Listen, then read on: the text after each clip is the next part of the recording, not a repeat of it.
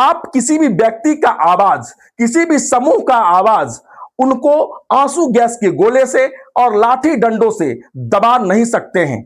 और जो social media के ऊपर में करोड़ों लोगों का प्लेटफॉर्म बन चुका है, उसको आप धरातल पर में तब देख पाएंगे जब उनके प्रताड़ना के लिए सरकार के द्वारा कदम उठाई जाएगी। और यह प्रताड़ना किया गया 18 जुलाई को, उसके बाद यह माहौल उग्रता के तरफ तब्दील होने लगा। सर्वप्रथम नमस्कार, मैं प्रिंस झा और आप देख रहे हैं वर्ल्ड इन अ ग्लांस। इसमें बात करेंगे कॉकरोच जनता पार्टी के द्वारा ऑर्गेनाइज जंतर मंतर से संसद चलो यात्रा के बारे में।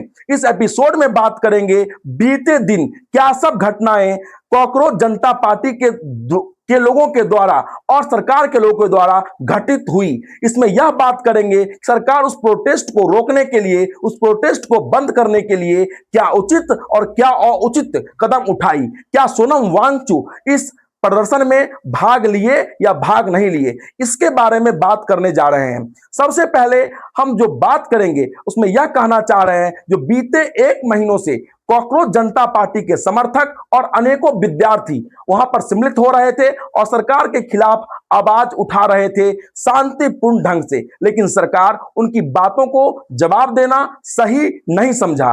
तब जाकर के 28 जून 2026 को सोनम वांगचुक नाम का व्यक्ति उनके साथ जुड़ते हैं, जो एक प्रखर शिक्षाविद हैं और एक सफल इंजीनियर हैं। उन्होंने भूख हड़ताल पर में बैठा 28 जून को।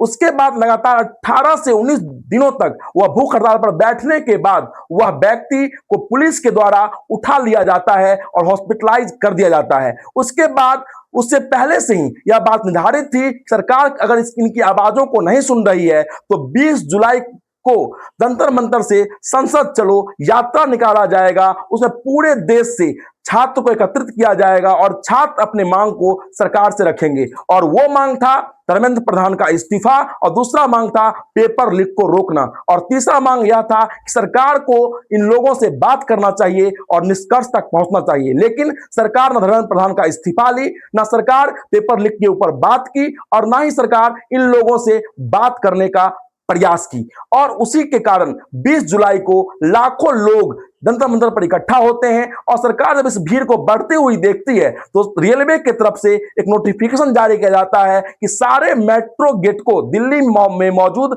मेट्रो गेट को, प्रवेश और निकास दोनों गेट को बंद कर देना है, जिससे उसके अंदर मौजूद लोग न बाहर आ सकते हैं और ना ही बाहर के लोग अंदर जा सकते हैं। इससे जंतर मंतर पर भीड़ इकट्ठा होने की संभावनाएं घट जाएगी, कम हो जाएगी। लेकिन जो लोग वहां मौजूद थे उसको तो आप रोक नहीं सकते जंतर मंतर तक जाने के लिए। उसके लिए सरकार ने क्या की, अपनी पुलिस फोर्स की तैनाती की, और जब लगा वह आप उसे रोक नहीं पाएंगे तो आंसू गैस के गोले, लाठी डंडों और पत्थरों का उपयोग किया गया, जो सरासर गलत है। आप तो अनेकों बार दूसरे लोग को आप बोलते हैं, वह मीडिया में नहीं बोलते थे मनमोहन सिंह के बारे में, लेकिन मैं आपसे पूछना चाह रहा हूं, आज तक कितने बार आपने मीडिया का सही जवाब दिया? आपने इंटरव्यू दिया, उस इंटरव्यू में आपने आम कैसा लगा, आप उस कैसे जीवन जी रहे हैं उसके बारे में बात किया, लेकिन आज तक मीडिया का जवाब आपने सही से नहीं दिया। कब? जब से आपने प्रधानमंत्री बने तब से।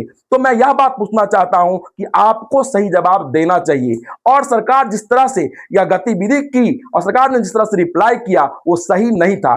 तीसरी बात, ये बातें उग्र तब हुई जब सोनम वांगचुक को 18 जुलाई को सुबह 6:15 से 6:30 बजे के बीच उठा लिया जाता है और वहां पर मौजूद लोगों के साथ मारपीट किया जाता है। तब ये मामलाएं और उग्र हो गई और उसके बाद लोग जंतर मंतर पर इकट्ठा होने लगे। उसके बाद इसमें यह भी देखने को मिला, जो वहां के मौजूद लोग जो मौजूद थे उनके द्वारा जो मारपीट की, पुलिस के द्वारा मारपीट किया गया, उसके बाद भीड़ उग्र हो गई। और उग्र होने के बाद वह मामला जब जेपी नड्डा के द्वारा ये बताया गया और उन जो सीजेपी को प्रतिनिधित्व कर रहे थे उनको बुला करके बातचीत किया गया, और बातचीत करने के बाद इस मुद्दों को खत्म किया गया, जो उसको रोका जाए, और रोकने के बाद सारे लोग अपने जगह तक लौट गए। लेकिन जिस व्यक्ति को साथ आप मारपीट किया, जिसको आप दुर्व्यवहार किए, आंसू गैस का गोला छोड़ा, क्या ये सही है?